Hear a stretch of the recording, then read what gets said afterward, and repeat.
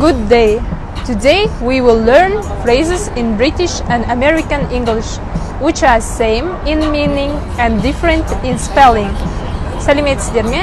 Бүгін ағылшын тілінің британиялық және американдық түрлерінің қандай болатындығын үйренетін боламыз. Бұл сөздер мағынасы жағынан бірдей болғанымен, айтылу жағынан әртүрлі болып табылады.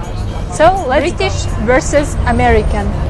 Autumn, fall, biscuits, cookies, flat, apartment, football, soccer, taxi, cab, lift, elevator, sweets, candy, mobile phone, cell phone, film, movie, chips, fries.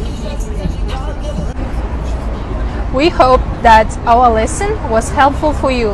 So please leave your likes and comments here. Бүгінгі сабағымыз сіздерге пайдалы болды деп үміттенеміз. Төменге лайк және комментарийларыңызды қалдырыңыздар.